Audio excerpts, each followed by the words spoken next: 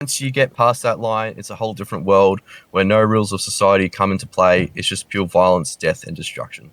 G'day, legends. I hope that you're doing really well. Now, today we've got another interview with an Australian foreign fighter who we've spoken to before. He was behind the famous video of the boys in the back of the Humvee and let's go and kill these effing C's. In this video is after a number of other raids that have then taken place on trench systems and talking about killing for the first time, how the mission went, what happened, and breaking down a video that has been doing the rounds around the internet of engaging Russian soldiers coming back into a trench system which they had then fled. Very interesting when we break that down because online you only see a short snippet. So, of course, then we break it down here.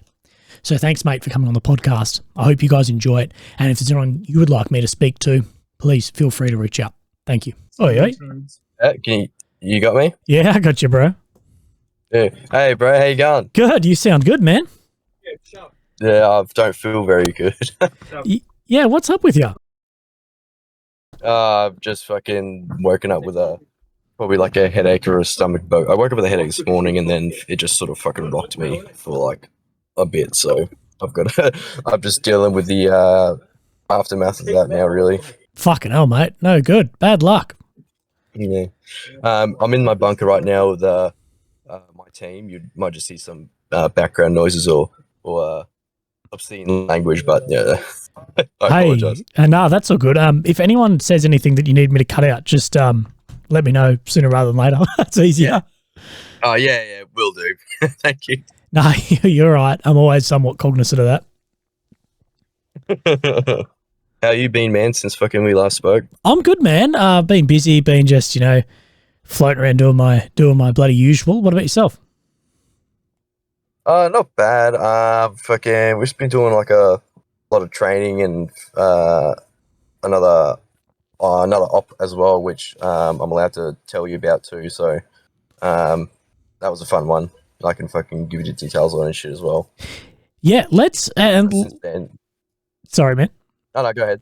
I was going to say let's talk about that, but when we last spoke, you messaged me just after we spoke, and you're like, "Oh, there's something we missed out on this about you getting stuck in like a cam net or something."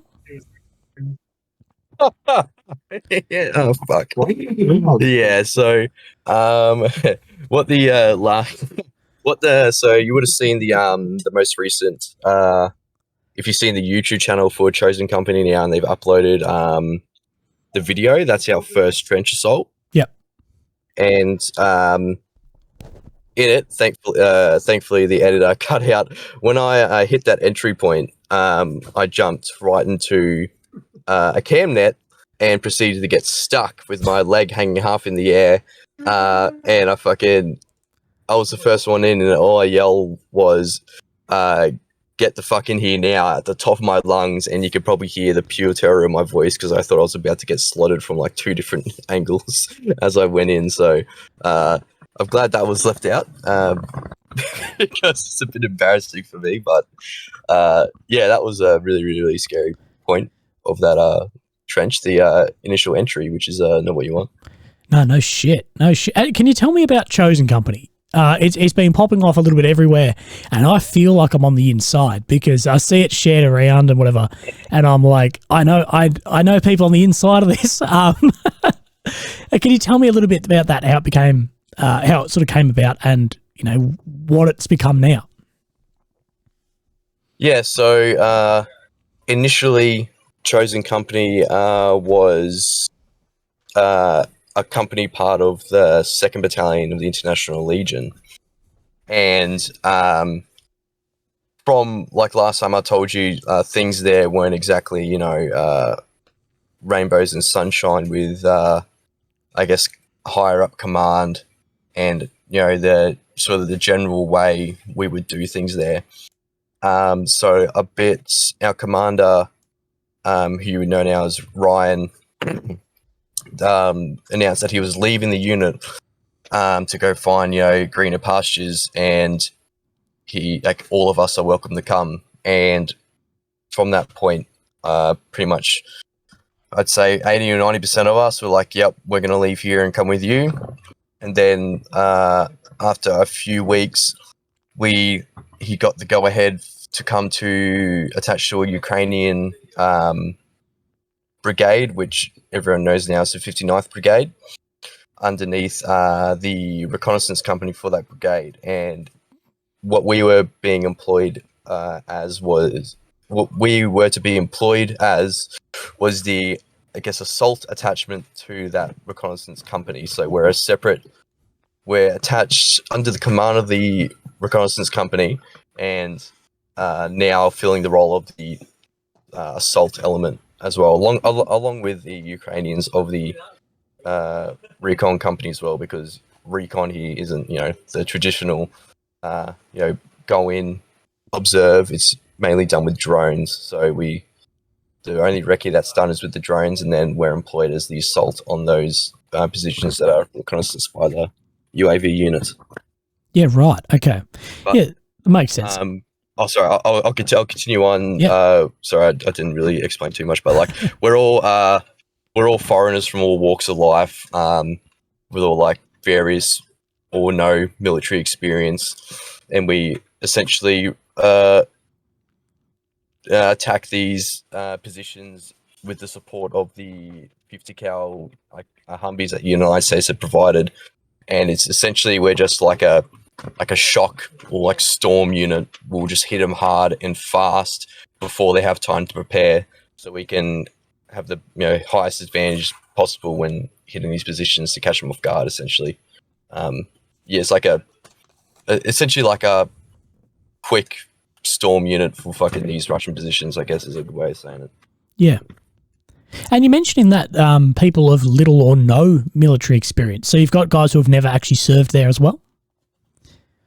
Yeah, so we have dudes who have like spent fucking years and years in the military, and also civilians. We take civilians.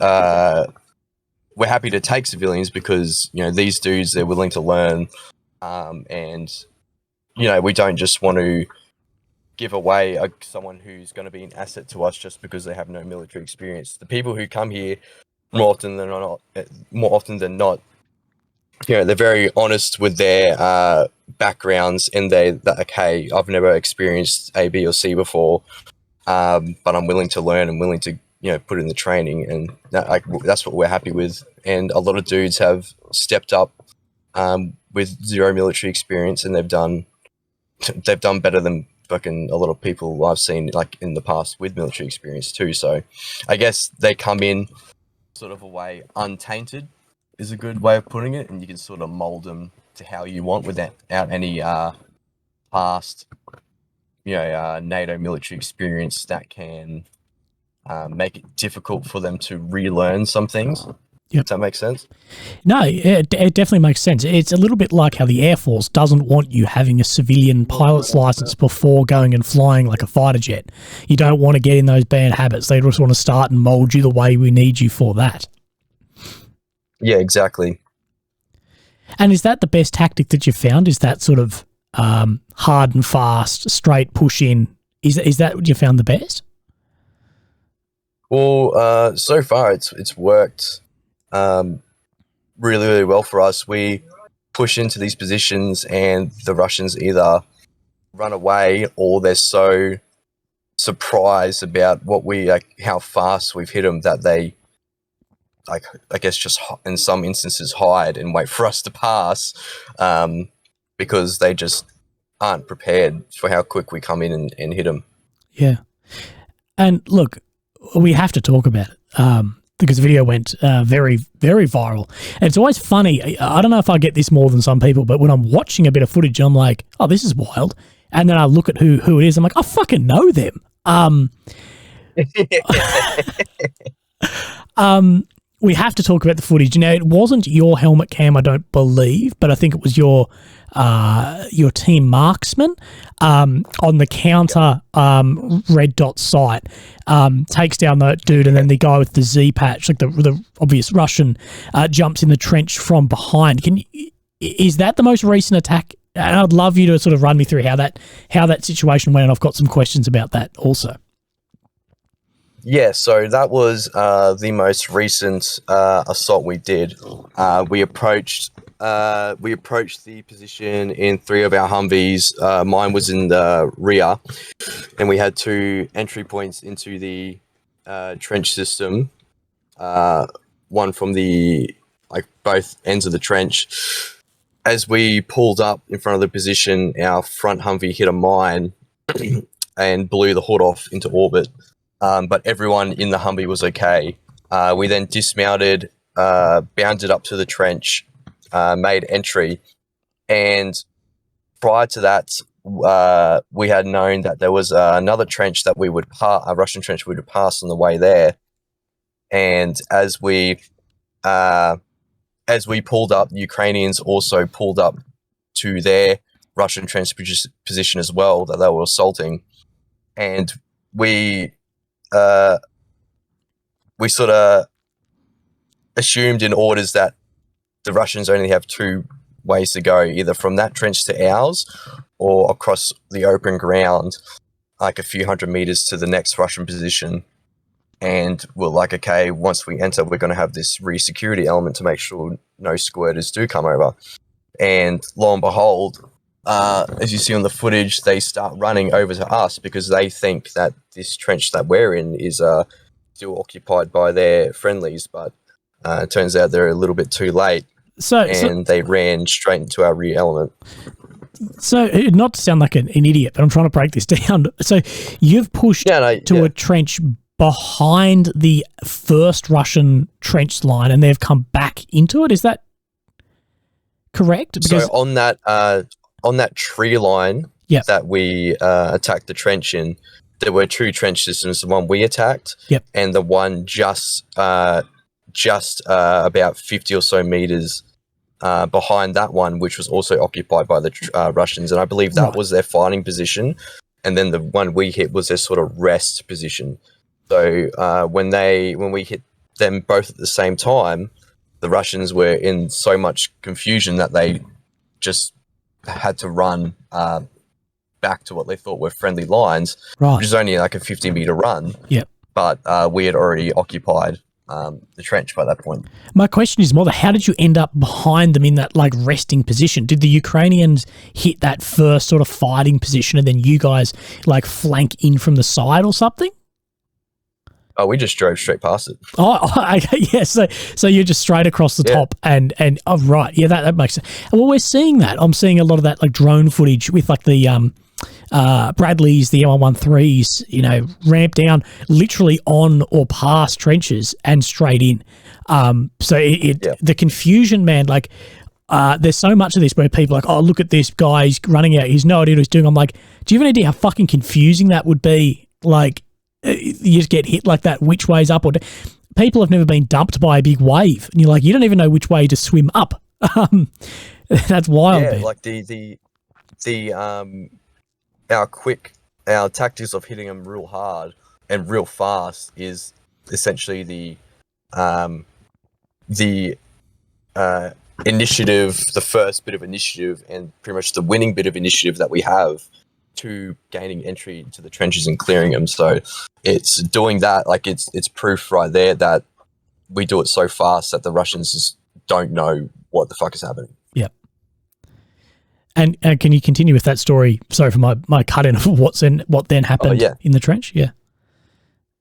Yeah. So I can't give details on where it was or whatnot, but I've Ryan's told me that I can talk about how the trench actual assault went and whatnot. Sorry, do you need me to cut out Ryan's name? So, no, everyone, it's all over social media that Ryan's the company commander of Chosen Company. Yep. Everyone knows. Yep. So we dismount, we bound up to the trench, we make entry into the it was the western side of it. The other team made entry into the southern side because the trench itself went into a bit of an L. So it went from west to east, then cut on a 9-degree to like a north-south sort of one, right? Right. And we made entry into the trench. I was second bloke into progress. So we got into a little bit of a crater, our starting point, and then started progressing forward. We hit our first friction point, which was a small fighting position. The actual firing port was off to the north, thankfully, so it wasn't watching our way. Me and the first dude pushed up to that point. It was initially clear, and that's when it came up to a bit of like a four-way junction. So after that little bunker, about a meter, there was a left turn. It went to the front, and there was also at the time, which I thought was a right turn, but that was collapsed, I assume, from the IDF that had been hitting it. And as me and my mate pushed up there, a Russian pops around from the corner to the front, about 5 meters ahead. He had no body. All he had on him was his uniform. He had no body armor, no helmet, no weapon. And as he comes around the corner, me and my mate light him up, shoot him. He pops back around the corner, and that's the last I see of him until later on. We then push up, clear the left sector, and then start pushing forward. And the Russian was there, collapsed on his stomach because me and my mate had shot him enough times that he only got a few meters before collapsing onto the ground. So he was dead. We stumbled over him, his body, and then cleared the next bunker from there. And from there, we had established like a lunar exploitation for both teams, because we were going to be meeting in the middle. So to minimize or mitigate fratricide, we both had a point in the trench which neither team was going to go past or shoot into unless taking fire from there, especially frag grenades. We weren't going to frag in case we lobbed one too far. And from that point, we were to establish comms with the other side and gain where they are, and then the next, then whichever team was there first was then going to commit into that bunker while the other holds. We got to that point, and we had no communications with the other team. We had taken a few bits of mortars, IDF, and suicide drones as well as this point. So having no comms of them, we were thinking, shit, they could be in a bad way. So after trying over and over again to, get voice comms with them because the radios were having troubles, we decided to commit to the bunker, push it in. We eventually cleared that, popped out the other side, and then eventually got within yelling distance of the other team. We then, or before that point, I could hear a bloke dying from around the corner. I wasn't sure if it was in another bunker to my front or around the corner, but also at that time I was thinking it could be the other team as well. But in order to get to that stage to confirm it, I had to push across this bunker that we hadn't cleared yet. So, and also in the midst of that was a bunch of ammo cooking off as well that we had to fucking jump over and dive past. Some of it would explode and then splatter a bit of me and my mate, but we came out all right. We jumped over that, cleared the next bunker, and then got visual on the other team. Between him and myself, there was another dead Russian on the ground. He was the one I was hearing dying earlier on. Once we confirmed that he was dead, we then got the all clear for trench clear, and then from there we essentially started setting up security from both ends of the trench, exploitation of documents and equipment and of the dead. And then from there, we were pretty much waiting for a counterattack and putting ourselves into a position where we could provide security, but also not die from any incoming mortars or artillery.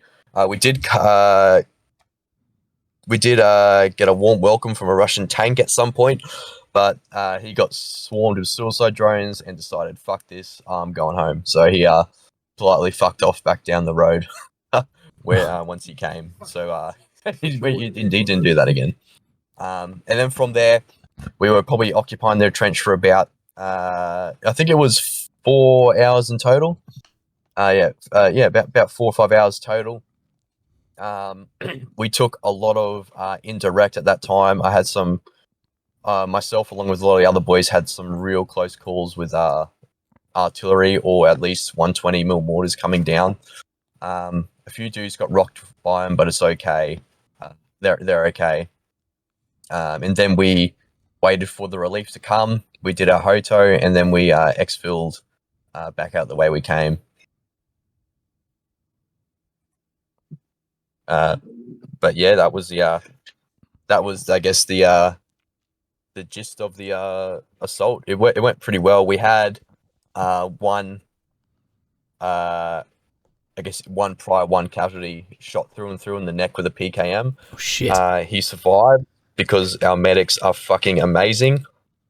They kept him alive. Me and another bloke dragged him from the south side of that trench system all the way to the center point, where the medics did their voodoo magic, kept him alive, and he was also extracted out of there with us. Man, that's fucking wild.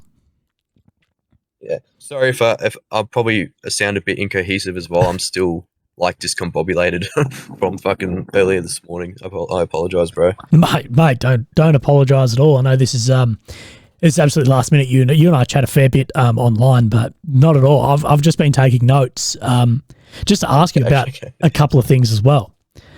So last podcast, which I think a lot of people don't understand, you said that I've never seen a Russian, and this is not uncommon for soldiers to not have seen the enemy from all wars. You mentioned in that story that you and your mate came around that corner. I'm guessing you sort of pied around the corner of that. That guy ran out in a couple of meters, and you guys fucking mowed him down. Was that the first Russian you'd actually seen? Yes, so that was the first Russian I've seen, and the first one I've shot too. So, yeah, it was in stark contrast from last time. I've never seen a live Russian to, I've seen one now. I've shot him. And how did that feel? You know, that's your first kill. How did that come, and how does that now rest with you now a week or so after? It honestly didn't really. I don't know. It just felt I guess normal in a sense. Like he was there. I don't know. It's just something I'd prepared to do, and I don't know how to explain it. It just nothing took me by shock. I saw him there. We shot him, and he died. So I don't know. It's hard to put into words. I'm sorry, but it didn't really take me by surprise or like a massive like pause moment. We shot him, and then we just continued clearing the trench like it hadn't happened. So it was just another Tuesday. Just another Tuesday. And that's fairly common for people to say. I do a lot of these, and people you think it's going to be some big event, world stopping, but the world just goes on, bullets still flying. You just continue on. It's almost anticlimactic. It's like having sex the first time. You think this is going to be fucking sparklers coming out your ass, and you're like, oh, that's a bit. How's my whole existence as a 14-year-old boy led up to this? Yeah. Yeah, I guess that's a good way of putting it. It was anticlimactic from other stories. We'll have you hear a lot of stories of people killing for the first time, and they like to sort of have this pause moment, or like they'll throw up, or have this sense of like euphoria when they do it. But I felt none of those. It just felt like the job. I guess. And honestly, that's probably the best reaction I could have hoped for, because it didn't distract me from continuing on with the op at all. So I'm pretty happy with how it went in that in regards to that. Yeah, and then you mentioned that you continued clearing, and you cleared through a bunker. Now, I could be incorrect, but I think I've seen footage of you and your mate sort of stacked up, firing through almost like a Hessian, like curtain-y door. Is that bunker you're talking about? Was there anyone in that? So that's the bunker. That's the first one. That's where we shot that dude from. Right. So that was the first like 10, 15 meters into the trench. Yep. And that was, I guess you could call it a bunker, but it was really a fighting position with overhead protection. The next bunker that I'm referring to was further on towards the center of the position, and that was a full-on. It had overhead protection inside, but it also dug down into what looked like a sleeping quarters also. Right. And was anyone in there? No, no one was in there. It smelt like absolute shit though. In there, I believe that the Russians, once the Ukrainians started hitting it with IDF, did not want to come out, and they were probably in there for a few days before the attack. And I think they were so scared that they just didn't want to even come out to take a shit. So between the IDF and the suicide drones, I guess I don't blame them at all. But when we got in there, it was not a pleasant smell. Yeah, where did the rest of the guys go though? Because you'd assume a system like that has tens of guys in it. Did they flee to the other line? Were they killed by was there a heap of bodies in it from the artillery rolling on that before you actually debusted into that, or? Nah, so the majority of the fighting Russians were in the position that the Ukrainians took. Right. And then I think it was, from the drone footage, it was 8 of them who had ran over. In our trench position, there were a total of 4, but during the assault, 2 had managed to slip away. So the ones who were left there were the ones dead. Yeah, freaking pretty jack of your mates to just fucking leave you there as 4 of you. Yeah. Yeah, it's that's why we're pretty confident that was the rest position, because there was so little of them actually in that. The other position the Ukrainians took had at least 3 dedicated what looked like PKM positions to fight from, and then they had their trench just sort of led all the way back into our one. So yeah, we're pretty confident that that was the case. Right, and you said as you moved through that bunker, then you could hear like a gurgling or something of a guy dying. Did that turn out to be one of your guys or one of the Russian guys who'd been hit? No, that was one of the Russians. He was around the corner on the north-south running bit of the trench as it turned. I just didn't have visual on him until I actually turned the corner and got there. But by the time I had gotten there, he was already dead. Right. But a few minutes before that, I could just hear him sort of dying, sort of moaning, and I guess fucking, in pain essentially. And what hit him? Was it the arty or gunfire or? So it was grenades, a suicide drone. It was first a suicide drone, I think. Then grenades, and then bullets. Yep. Eventually. It's fucking like that. Brutal. A mate came around the corner, and he had his PKM beside him as well. This dude was all kitted up, as opposed to the one me and my mate blasted. But he had his foot was hanging off, his hand was gone, so he was not in a very good state by the time we reached him. Yeah. Do you think you feel more empathy for someone like that than sort of I want to say almost like a cleaner kill, like, you've shot someone up, laced them up and they're dead in before they hit the ground, or like that suffering like that? Because I guess you're still a human. I know you're a really good, nice, empathetic guy. Does that, I guess, stick with you a bit more than just a kill? Not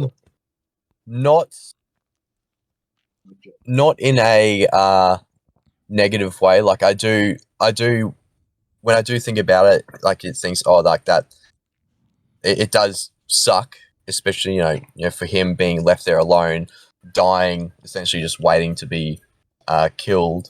But it is I guess quite 2 different scenarios in that trench. You shoot one, we shot the first dude, he died pretty quickly, and then you have this next dude who was there in total for probably about 10 minutes before dying. But yeah, I guess fucking it doesn't stick with me in the bad way. I just think of it sometimes like, it's unfortunate for him that he I guess waited so long to die compared to his mate. If that makes sense. Sorry.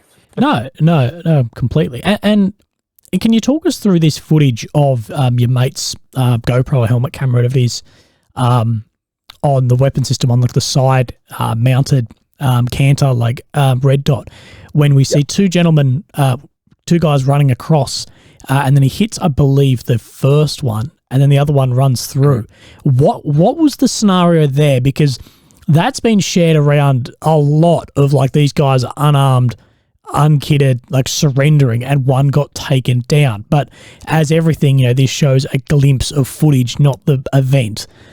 Can you run us through what actually the fuck was happening in that footage? Because even when I saw it for the first time, I was like, well, that's a bit fucking rough. But as always, I like to look behind what actually was the case with this. So it is quite a short clip, obviously, and a lot of people will just draw their own conclusion from it, which is understandable. But so in that scenario, that first dude, he had a weapon, so he got dropped. And the second dude running into our trench there, he got identified they had no weapon. And we thought, the bloke thought, oh, he might be, coming to surrender. But no, he had just come in thinking that we were his mates. So he comes in, and the bloke behind the GoPro is yelling, like, surrender, surrender, like, he wants him to stop. And then the Russian realizes, oh, we're not his mates. So he takes off back in that same direction, going for the weapon that his mate dropped. And then he's then killed because he's, decided to still take up arms, not listen to commands. He could have easily just dropped on the ground and surrendered, but he decided to, whether it was in a state of panic or he had decided to go back for his weapon, he ran, he went back for it, and paid the price, I guess. Yeah. Oh shit! I've finished the video earlier. I didn't see that whole thing because it looks like, in my memory, and I must be incorrect here, that the guy behind gets dropped, and then the guy runs through and is taking a POW. Or does a POW come up from the rear and jump in the trench? That's so from that same video you're talking about. Yeah, because it looks like there's a guy like a Russian guy literally jumps in the trench on top of your fucking mate with. You can see the Z on his body armor, his face. Like, what the fuck as he's coming in? Yeah. So out of those two dudes, the front one gets dropped, and then that second dude is the one who runs into the trench. And then he realizes, fuck, these aren't Russians. And then he runs back that same way to his dead mate, going to go pick up his weapon. Right. Okay. I'm thinking I must have completely interpreted the footage incorrectly. I'm gonna watch this right now while I'm talking with you. Oh shit! Is it on Chosen Company? Oh yeah, it is. Are we allowed to promote Chosen Company's Instagram? Yeah, go for it. The Chosen _ Chosen _ Company. So, it is quite a short clip, so it's obviously going to leave be open to a lot of questions about people. So I'm not surprised people have all these I guess different interpretations of what happened, like why, what happened after. So that's. I don't blame people for thinking that it's only like, 30 seconds or something long clip. Yeah, but this is why I like to do this, because I even get that too. I'm like, fuck. And then, I get that. I get to actually do this and break it down with guys. So you see him counted on the gun here on, basically a 90-degree angle. So the first guy's dropped. Second guy's running. So the shot misses him, but look at it. He runs in the trench. Oh, right. Oh, sorry. So he comes around the back of your mate and jumps in. Yeah. Right. At that point, he's thinking, oh, like he must be coming. He's got no weapon. Clearly, he must be coming to surrender or something. And then he gets given the commands to surrender, ignores it, runs away, and dies. Oh, so it doesn't show that part where he's running away. It ends just with him sort of his hands sort of up like this, and then that's a direct cuts out. So he went to run back again. Did he? No one detained him? No. The he came in. It was all so quick. He came in, realized, and then immediately ran back. Yeah, that's fucking wild. Yeah, so I forgot the footage didn't include him running back away. No, that's all right. I'm just trying to break it down as well and get the full story out of this stuff, because mate, you know how it is with things. You whether it's a video of bloody someone cracking the shits at McDonald's or war, it shows 30 seconds of what's happened, And you're like, oh, that bloke's Yeah. yeah. Yeah, it's not like we absolutely did not just execute him there on the spot. He actively ran back, went for his mate's gat before he was engaged. Yeah, of course. I just wanted to know, the full sort of lowdown of what happened there. So that was I didn't like. I only knew that happened. I knew blokes ran into the trench from behind during the op, but I didn't know it was that close of an encounter until I watched the GoPro footage of my mate later on. I was like, holy fucking shit! I never expected them to get that close to us. Mate, he must have fucking touched your mate, like within like 3 feet. That's wild. Yeah, he was fucking right on his ass. Yeah, fucking crazy, man. Christ, fuck. Well, it doesn't surprise me.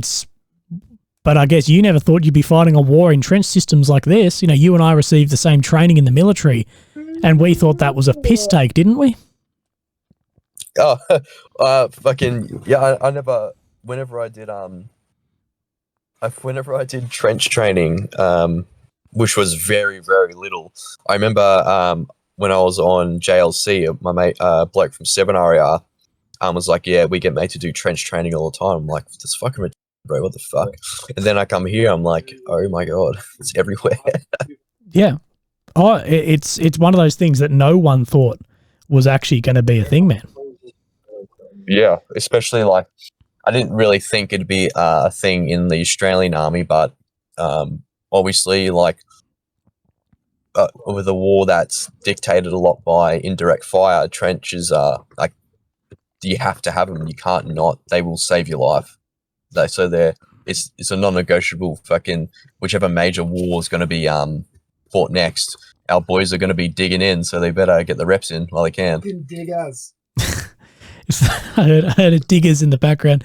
Yeah, yeah, for sure, man. I've actually talked to my old CO, commanding officer from 7, and I was like, mate, trust me, trenches is going to be fucking everything. This Gucci urban warfare shit, it might be fun to do and cool, but that's not what it's going to be for a battalion like 7RAR in a war. Like, it may be for the SAS, but the boys are not, like, they may do some of that, but it's going to be like you guys doing that out in the dirt and the mud, clearing trenches under artillery. Yeah, the artillery is definitely 2 points at which I'm scared the most is before step off, and then once we're in the trench, taking artillery, because it, especially with how close it gets, all you're sort of doing is just waiting for it to hit you, because you have to hold the trench, you have to stay there, and all it takes is one lucky, unlucky for us, artillery round or mortar to actually get into the trench. And in that particular, at the end there, when we were just waiting for relief now, for it to get dark enough, you could hear the guns or the mortar go off, and you knew that one was coming for you. Then a few seconds later, you hear a quick whiz, and then it fucking hit like 10 or so meters away from you. But because we're in the trench, we're pretty well protected from the shrapnel at least. But it still rocks you when it hits close from the concussion of it all and the blast. Oh, for sure. And who were the guys that you were fighting? Were they just mobilized guys? Were they, I don't know, one of the other units out there? I think they were DPR. Yep. I don't think they were Russian military. But the DPR, I believe, with the Luhansk People's Republic, were amalgamated into the Russian military, which I would imagine would have given them, a bit of upgraded equipment to use, because they one of the dudes had a high cut helmet, but it was a Chinese knockoff of it. But they haven't. It's not like they've got fucking all have tin cans for helmets and are all using Mosins. Like, I picked up a Russian AK with a holographic and this compensator on it as well. They had thermals in the trench. They had night vision as well. I took a couple of thermal images from the trench too. So yeah, they've got stuff. It's not like they've just got fucking nothing there. But I think they were DPR, Donetsk People Republic. Yep. That makes sense. There's still a lot of that in different areas up and down the front. Yeah. Oh yeah. It depends. Like, you know, some like everything. Some positions will get more equipment than others, depending on how I guess at risk the Russians will feel they are. So they'll, you know, if the higher risk ones will get given, you know, better equipment like thermals to be able to see at night vision and such. Yeah. And did I see a video, and I could be incorrect, of you guys with bayonets on weapons too? Yeah, so that was the first trench assault that I told you about the cam net as well. Yeah, one of the boys fucking jumped into the trench with a bayonet affixed to his bloody weapon. to an AK or a AR platform or something, or? Yeah, AK. It was like a issued bayonet that we got given. Yeah, it's fucking wild, man. Yeah, I've seeing comments on the video. A lot of people are loving the bayonet too. It's not something you see in modern war, mate. Most people think it's for the bloody tin opener or the wire cutter on the back of the AK bayonet, not actually in combat. You know? Yeah, man. It's it's you rarely see it. I don't think I've seen combat footage elsewhere of the war here with someone fixed with an affixed bayonet. I'm sure people have done it, but nothing that I've seen previously, at least. Fucking wild. What's coming up next for you, if you can say anything, or what you're doing at the moment? Right now we're just I can't say what's coming up next or anything, but right now we're just I guess just training, preparing for fucking whatever's coming next. Yeah. And, you know, you hear more rumours than I. How are things seeming on the front line? We've seen Ukraine have some fairly major breakthroughs in the past 36 hours. How sort of the feeling about that? Is there more of a optimistic outlook? Because I know even when you and I last spoke and some other guys, it's like, oh, fuck, this isn't really going brilliantly. But we've seen some more major breakthroughs into the Russian primary defensive lines as well. I haven't kept too up to date with that, to be honest. What do you mean? You got a mate? You got a mate who does this for a living, mate, on YouTube. Support your boy. Oh yeah. No, you're right. I'm lacking. I'm sorry. I'm going Jack. So far, what have I seen? So I have noticed that Ukraine is taking some areas, which is good, but I don't. I think it's my brain can't really handle thinking about right now. I don't think it's too mushy to think that far ahead right now, bro. I'm sorry. No, you're right, man. I'm gonna have to watch your videos more to keep up, bro. Oh no, I was more just asking if you've heard any sort of rumors, or like or the idea has sort of or the mood has increased to like, hey, we're not just getting pounded now, we're really making some ground. Like if the feeling has changed. No. Oh, so far, since last time we spoke, no, I haven't had any haven't noticed any feeling change with in regards to that at all. It's just sort of stayed the same, but I mean we're always in high hopes. So that feeling hasn't changed. I haven't fucking gotten worried or heard any negative rumors and such like that. Yeah, easy. You copped you were copping a little bit of flack in my last one about you basically saying, look, it's the combat. Like I'm after, doing my job, fighting. Has that, like, do you still feel like a lot of loyalty one way, but you're sort of chasing that combat? Is that sort of scratch being itched more now that you've really got into the mix? Yeah, it was definitely that last engagement was definitely one of the ones I was hoping for to hit an occupied enemy position. It's definitely now that I've gone through it, it's definitely something that I'm glad I've gotten to experience now, and I'm sure it's going to come again many times now. But I'm glad now that we've hit an occupied Russian trench with actual people in it. I know I can handle that aspect as well, because it's well and easy, not easy, but it's definitely a different experience going through a trench where you think there's enemy, to knowing there's enemy currently in it. Yeah. For sure. What do your close friends and family think of this sort of stuff? Like when you tell them about this and they see that footage, how's the reaction to this? I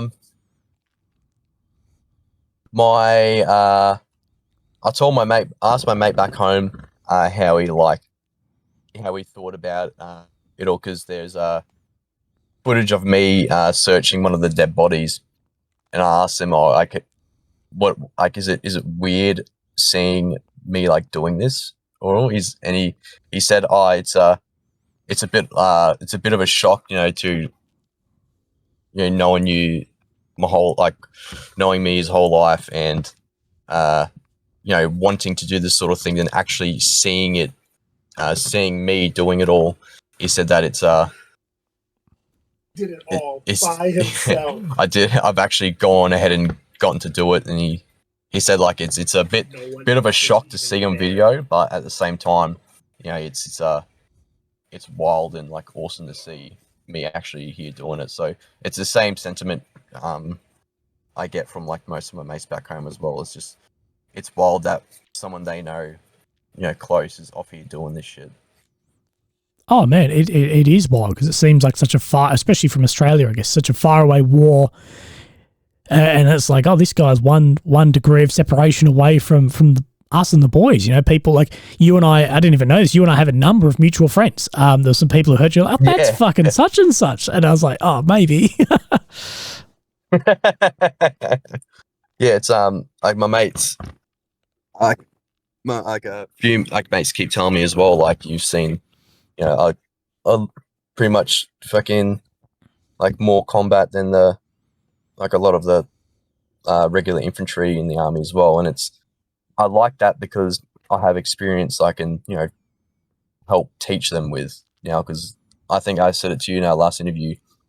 I think I did that. Like I want to come back one day and give this knowledge, pass it on to the boys, so they actually have someone to trust, to know like that these experiences they're sharing are of my own and not hearing it secondhand. Like I can proudly go to say, I know this from experience. This works and this doesn't.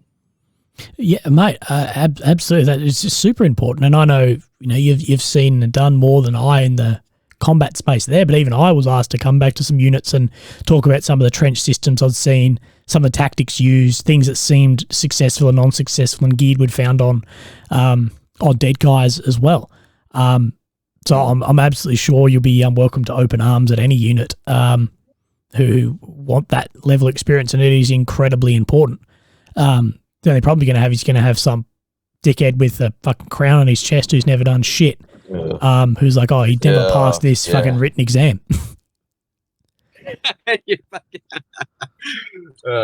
That's I'm hoping that when it's all over and I come back to Australia to live, that I do hope I can re-enlist, although I'm sure there's going to be some difficulties with it. But even if I can't, even if they do take me on as, like, I would happily come in and advise, like training or like just talking about it, because I don't want this shit to go to a waste, especially when it could be very valuable to fucking units back home, because they need to know this shit, and it's like imperative that they learn from it. I'm hoping a lot of the command back home are learning from the Ukrainian war, at least in a realistic manner. Yeah, I'd hope so too, man. You would hope so, but yeah, I don't think we learned some lessons from our past wars too. Yeah. Okay, wrap it up. So what's on the cards for you guys for the rest of the bloody time in your bunker? I can hear some of the boys there fucking around you, enjoying yourselves. Yeah, we're just fucking chilling for now. Some dude's getting ready to take some much deserved leave, go home, see families and whatnot. Yeah. And but I'll be staying here, just fucking managing training and just chilling out. Really, it's hot. Our training's good. It like keeps us fit and fucking grounded as well. So that takes up a lot of our time as well. But we do chill quite a lot because downtime is very important. Yeah, that's the military, mate. People haven't joined. I think you said to me today that actually no, it was another guy. Who were like, man, people who have been in the army know that 99% of it is sitting around fucking waiting. Like, Oh, trust me, all that waiting becomes very valuable because it's just like I'm happy to sit here and do nothing sometimes. yeah. Fuck, man. Well, bro, look, is there anything else we've forgotten? As you know, you're always welcome. You and your boys, you're always welcome to come on and talk to me and tell your stories and whatever, and log these down in case, touch wood, God forbid, something were to happen. But also give people a real perspective on the war. For instance, like that video, I even look at, like, I know somewhat what I'm looking at. Like, I know a hell of a lot more than the average layman on Instagram. I know what I'm looking at of these systems. And even I was like, what the fuck's going on here? So I think it is very important to, do something like this and actually be like, right, this is actually the case of what then happened. So the door or podcast or whatever you want to fucking Discord, whatever you're on, it's always open, man, for you, your boys, whoever's listening too. Yeah, cheers, bro. The boys and Bravo team say g'day. I'm not saying it, Yorkie. It doesn't fit. It's stupid. I've lost the chance now. No, I want to hear what Yorkie want. Come on. All right, he wants to hear it, Yorkie. Fucking hell. Want to say it? All right, yeah. I forgot the quote. All right. You want to say it? All right, hold on. Can you send me it? He's got a quote. This is actually no. Actually, this does fit in. I was wrong. So there's a quote that my mate said to my mate, which he is worded better, so he doesn't get all the credit. And it emphasizes the, I guess, reality of once you cross that threshold onto like an assault or onto the front line. Where is it? You got it, Yorkie? It's in your own time, mate. I'm covered. Yeah, no, this guy doesn't have anything else to do. So Yeah. Quick, Yorkie, the Russians are coming. Hurry up.